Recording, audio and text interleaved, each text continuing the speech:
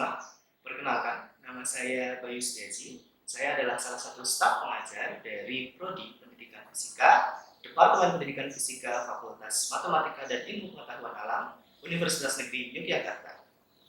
Salah satu mata kuliah yang saya ampu pada semester ini adalah Mekanika Analitik.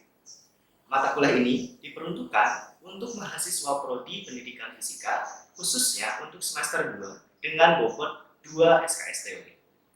Mata kuliah ini mengenalkan analisis gerak dengan menggunakan metode yang dikembangkan oleh Lagrange dan juga metode yang dikembangkan oleh Hamilton.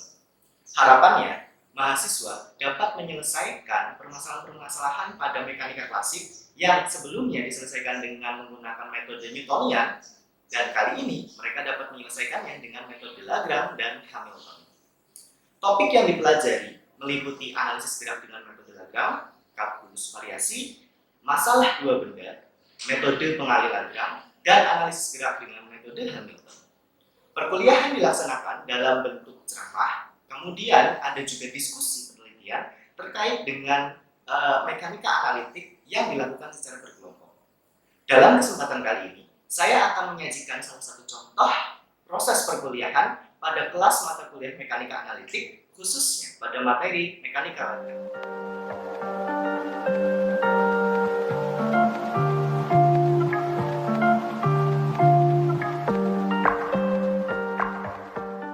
Assalamualaikum warahmatullahi wabarakatuh. Waalaikumsalam warahmatullahi wabarakatuh.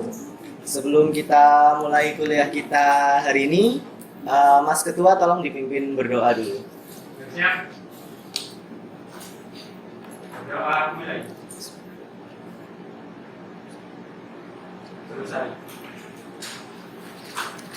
Oke, seperti yang udah kalian lihat di depan ya. Hari ini kita akan belajar tentang inti dari mata kuliah mekanika analitik ini ya, yaitu mekanika Lagrange.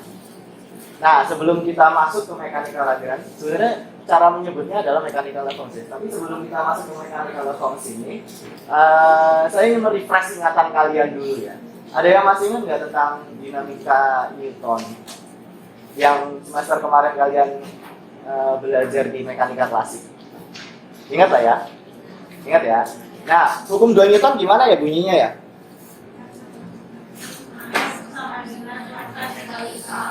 F sama dengan?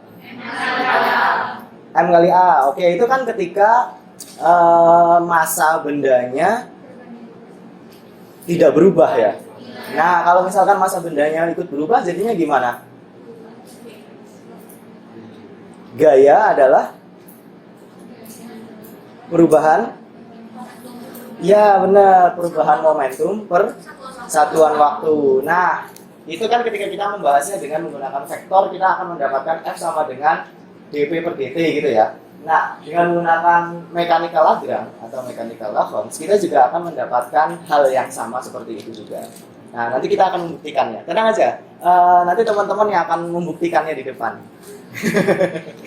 Ya, sebelum kita masuk ya, seperti yang kalian ketahui, kalian kan udah belajar koordinat Cartesian, terus koordinat polar juga udah menyinggung sedikit ya. Sama silinder dan bola kan di pertemuan pertama kalau nggak salah saya tanyakan nggak sih? Ya kan?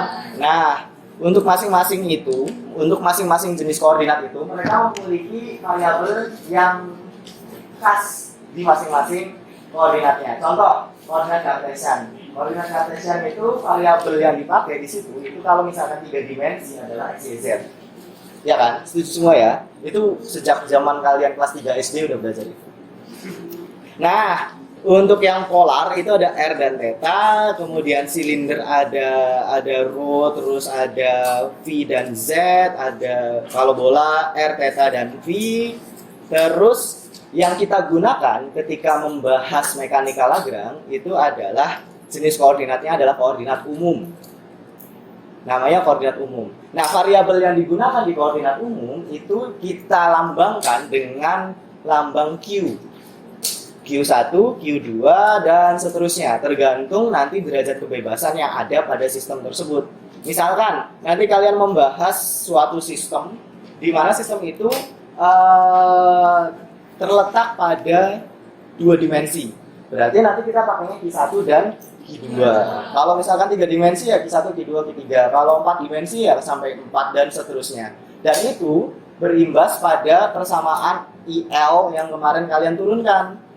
Kalau yang kemarin kan kalian menurunkan di koordinat Cartesian untuk variabel X dan Y. Ingat kan yang kemarin kan? Nah, untuk variabel X dan Y itu ada 2 dimensi, jadi ada 2 persamaan EL. Nah, nanti untuk yang permasalahan untuk mekanika Lagrange itu nanti tergantung jenis sistemnya dan tergantung dia derajat kebebasannya berapa. Kalau misalkan ada 3 ya berarti nanti ada 3 persamaan EL yang harus kalian selesaikan. Kalau ada 4 ya sampai 4 dan seterusnya. Semakin kompleks semakin banyak yang harus diselesaikan. Tapi sekali lagi kalau di mekanika Lagrange kalian tidak perlu menggambar vektor-vektornya. Dan itu yang membuat kalian biasanya lebih bahagia dibandingkan dengan mekanika Newton. Seperti itu ya. Nah, ini contohnya. Contohnya misalkan tadi saya bilang satu dimensi ya, satu dimensi variabel untuk yang Cartesian itu kita pakainya X. Kalau yang koordinat umum ya Q1. Kalau 2 dimensi ada Q1, Q2 dan 3 dimensi ada sampai Q3. Seperti itu. Oke. Nah, ini tadi udah ya. Nah, yang beda lagi, kemarin kan kalian sudah menuliskan persamaan EL ya. Coba dong, tolong maju ke depan tuliskan persamaan EL umumnya. Silakan, siapa yang mau maju? Persamaan EL yang kemarin loh. Satu aja. Misalkan yang di sumbu X gitu. Ya, silakan Mbak. Mantap.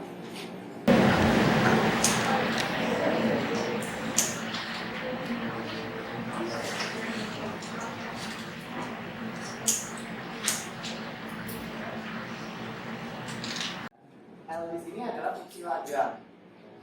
Fungsi Lagrange ini sendiri, kalian masih ingat nggak di PPT pendahuluan saya dulu di pertemuan pertama? Di pertemuan pertama, saya tuliskan kan persamaan L sama dengan Kamin. Benar banget. Kamin. K-nya itu apa ya? Energi kinetik. U-nya? Potensial. Ya, masih ingat tadi ya. K-nya tadi kan energi kinetik ya. Persamaannya apa ya? Setengah mv kuadrat. Kalau U-nya? mg. Ya, sesimpel itu sebenarnya. Ada pertanyaan sampai di sini? Enggak ada. Oke, alhamdulillah. Nah, sedangkan kita lanjut ya. Si L ini akan terdiri dari masing-masing variabel yang ada di koordinat umum tadi yang sudah saya ceritakan, tergantung dia dimensinya berapa gitu kan. Nah, si Lagrange itu sendiri terdiri dari Q1 dan seterusnya. Q1, Q2 sampai Qn dan T. Gitu ya. Di situ ada unsur waktu. Di situ ada unsur waktu. Kalau kemarin kalian ingat buat yang persamaan EL, itu kan ada Y aksen dan U. Nah, sekarang dia pakainya Q aksen dan T. Kayak gitu. Oke.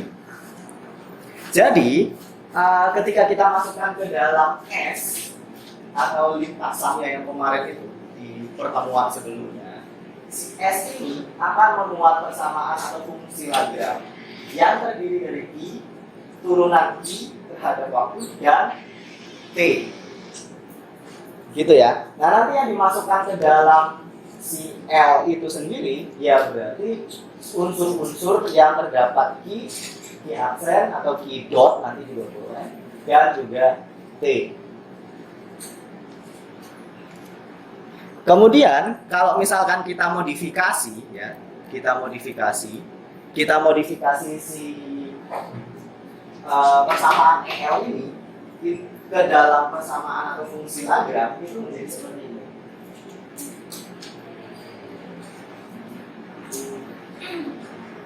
Do L per do Q sama dengan D per dt do L per do Q dot atau Q aksen.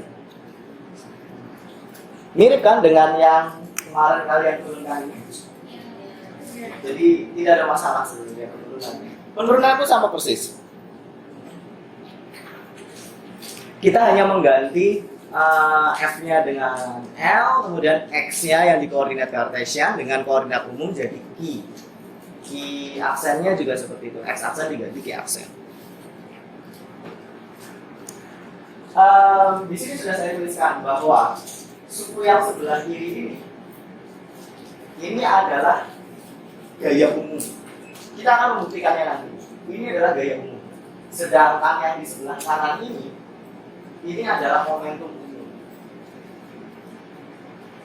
Dan nanti kalau misalkan kalian lihat persamaannya, ini kan tadi gaya umum ya. Berarti kan di sini F kan. F sama dengan D per dt, dan ini kan adalah momentum. Jadi kan P. Nah, F sama dengan dv per dt sesuai dengan hukum 2 Newton. Benar sekali. Makanya tadi kan di awal saya tanyakan, kalian masih ingat nggak tentang dinamika partikel terkait dengan hukum 2 Newton yang secara umum didefinisikan gaya adalah perubahan momentum per satuan waktu. Sama, ini juga seperti itu.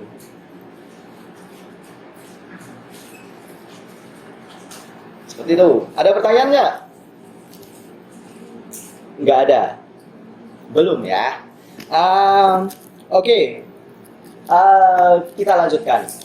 Materinya, ketika kita membahas integral yang di dalam kotak kuning itu namanya integral aksi. Itu namanya integral aksi. Nah, menurut prinsipnya Hamilton, jadi kita gabungkan nih antara mekanika Lagrange dengan prinsipnya Hamilton. Kan di awal saya bilang kalau pembahasan utama dari mata kuliah ini itu adalah mekanika Lagrange dan mekanika Hamilton, gitu ya. Nah, prinsipnya Hamilton bilang kalau partikel yang berpindah dari titik 1 ke titik 2, ya, titik 1 ke titik 2, dia itu akan memilih lintasan yang sedemikian sehingga si integral aksi yang di kotak kuning itu hasilnya minimal atau stasioner. Jadi partikel yang bergerak dari titik 1 ke titik 2 pada selang waktu T1 sampai T2, dia akan memilih lintasan yang sedemikian sehingga membuat integral yang di kotak kuning itu atau integral aksinya itu stasioner atau minimal nilainya. Itu prinsipnya Hamilton gitu ya. Sehingga kalau misalkan kita tuliskan di apa?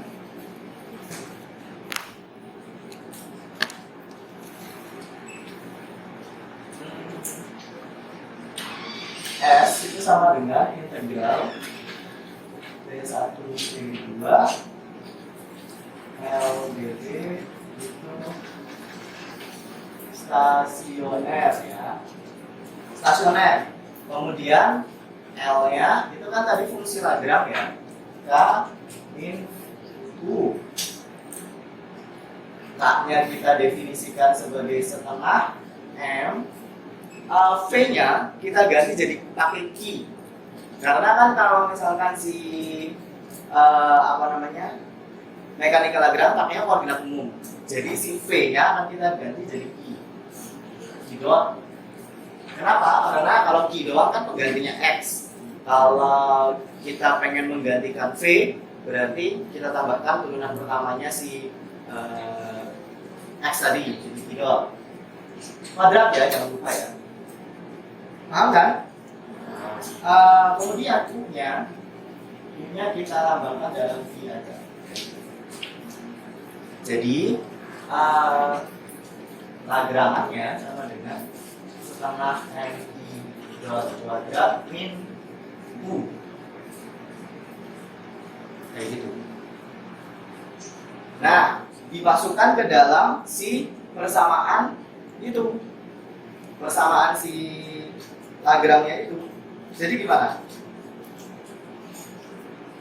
Do L per do I d per dt do L per do I do L. Silakan maju. Siapa yang mau maju? Setengah-setengah nggak apa-apa. Selesaikan yang ini sama selesaikan yang ini. Nanti akan ketemu bahwa yang sebelah sini itu adalah gaya umum, yang sebelah sini adalah momentum.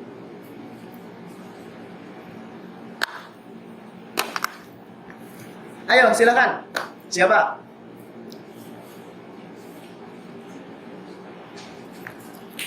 Sukarelawan nggak ada? Mbak Rana deh. Silakan Mbak Rana. Milih deh, terserah mau milih yang ini atau milih yang ini. Bebas. Satunya Mbak Zahra deh. Pas kan? Silakan. Terserah kalian mau milih yang sebelah kanan atau sebelah kiri. Berapa? Itu UQ. Nah.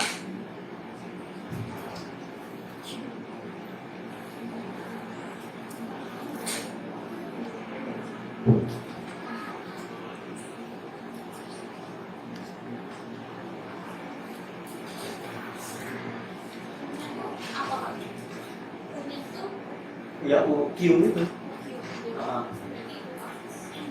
Ya UQ aja. Jadi do U per do Q, gitu kan? Ya benar.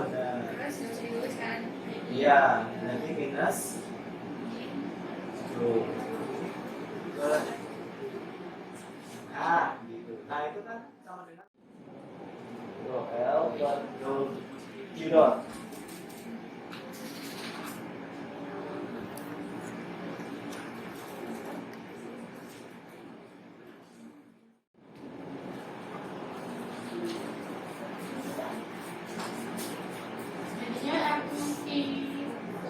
Dot. Yang di dot aja. Nah, gitu kan. Nah, si boleh. Ya, seperti itu. Oke, sip. Makasih Mbak Rana. Persamaan atau fungsi Lagrange udah paham ya. Fungsi Lagrange adalah K dikurangi U. K tadi adalah energi kinetik, U itu adalah energi potensial. Ya. Nah, kemudian kita masukkan ke dalam fungsi EL yang kemarin itu. Fungsi EL-nya kan do L per do Q sama dengan G per dt do L per do Q dot. Kita selesaikan yang sebelah kiri dulu. Yang sebelah kiri kan adanya Q aja, nggak ada titik atasnya nih, nggak ada dotnya. Berarti yang diturunkan itu yang sebelah sini aja. Gitu. Nah, kalau misalkan kalian ingat kembali ke masa lalu, satu semester yang lalu, itu baru satu semester yang lalu, gitu. Kayak nggak sampai satu semester juga deh, cuma beberapa bulan yang lalu.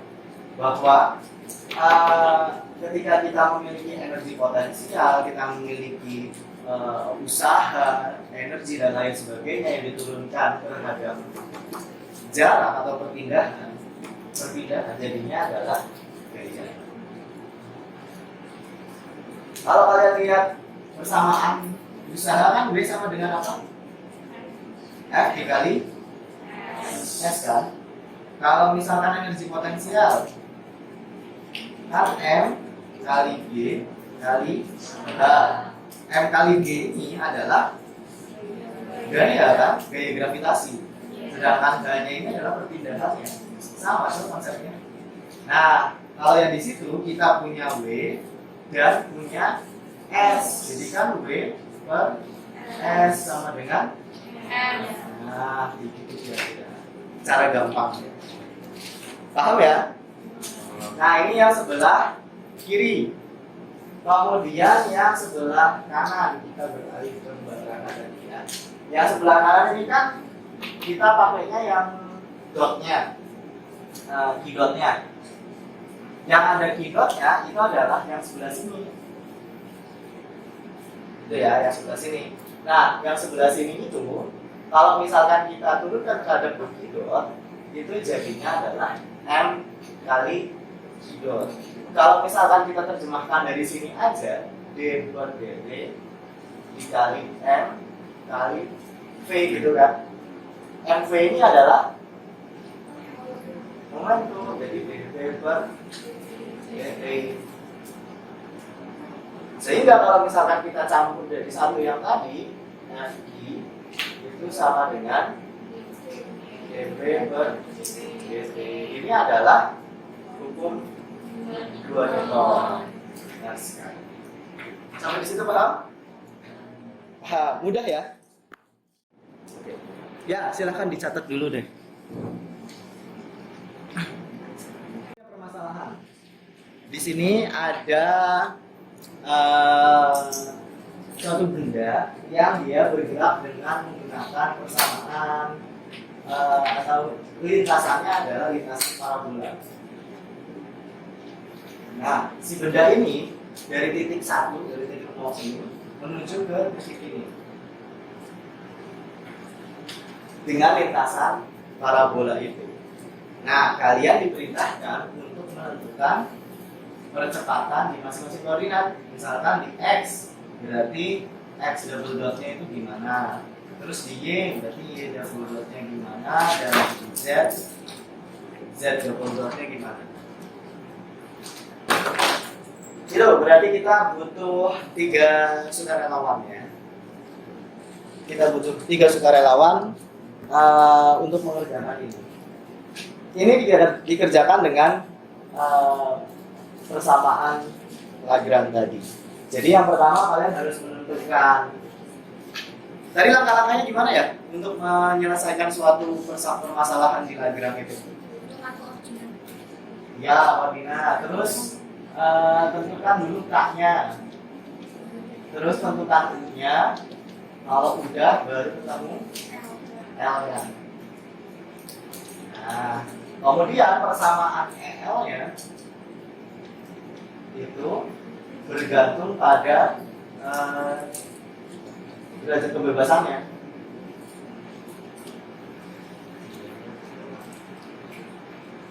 Karena di sini ada 3, ini kan ada 3 kan? Berarti nanti akan ada 3 persamaan EL. Akan ada 3 persamaan ini untuk menentukan X double dot, Y double dot, dan Z double dot. Ini tidak perlu kalian ubah jadi Q, karena langsung yang ditanyakan X, Y, Z-nya.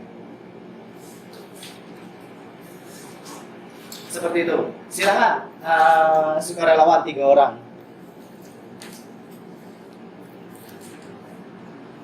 Gimana? Mas dong. Mas Satrio deh. Yang pertama Mas Satrio. Yang kedua Mas Setia udah siap deh kayaknya. Silakan Mas Setia. Sama satunya Mas Iqbal deh, biar 3 serangkai. Jelaskan dulu.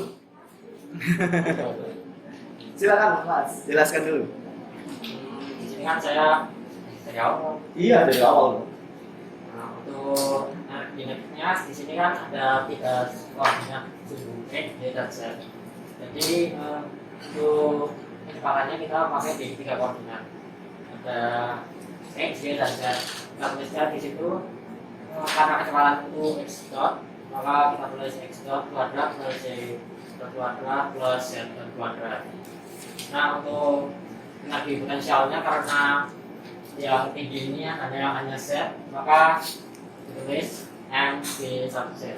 Terus dimasukkan ke persamaan Lagrange setengah M itu sama dengan setengah M kurung X dot kuadrat plus Y dot kuadrat plus Z dot kuadrat kurangi M B Z. Nah, terus diturunkan melalui kesamaan ini untuk ruas kirinya karena diturunkan terhadap X dan di kesamaan itu tidak ada X, maka hasilnya 0. Nah, untuk di ruas kanannya pertama kan diturunkan terhadap X dot. Di sini ada 1 X dot, ini kan duanya kan umum, dua per dua kan 1. M-nya tetap M, kita dikali X dot, karena Y-nya dan Z-nya itu nggak ada komponen X dot-nya, maka 0. Dan ini yang di Z-nya juga nggak ada X dot, maka juga 0. Terus karena udah ketemu, D per dt dikali F X dot. Kalau diterima grafiknya, maka double dot jadinya M double dot. Terus dimasukkan ke persamaan ini akhir, karena do L per do X itu 0 dan D per dt dikali do L per do X dot itu M X double dot, maka hasilnya seperti ini. Oke, sip, beri tepuk tangan.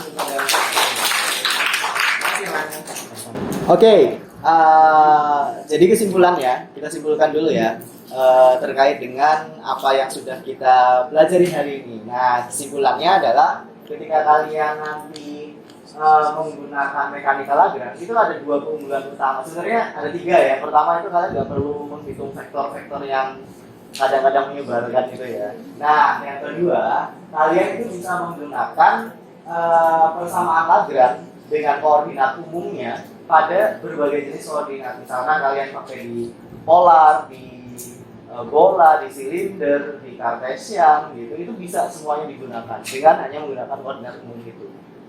Itu keunggulannya. Berikutnya, tidak seperti pada sistemnya Newton. Kalau Newton ya, kalau misalkan kalian membahasnya di koordinat silinder atau bola ya harus pakai koordinat itu. Gitu, tidak bisa digantikan. Tuh, kemudian keunggulan yang kedua yang akan kita bahas minggu depan itu terkait dengan sistem constraint dan unconstraint. Nah, sistem constraint itu adalah sistem yang dibatasi. Ketika kita membahas itu, kita tidak memperhitungkan si gayanya.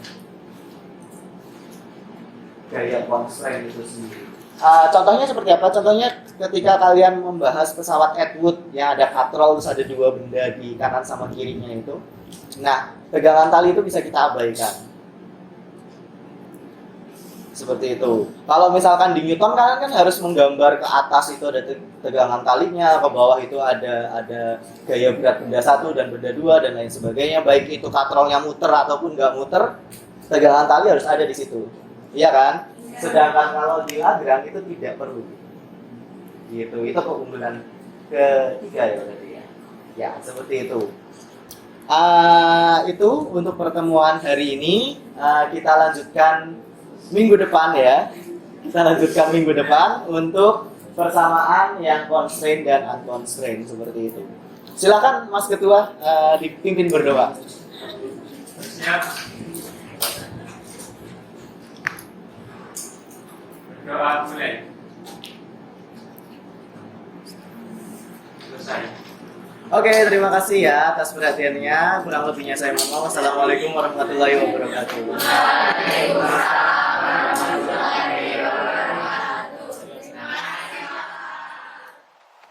Demikian sekilas deskripsi diri saya.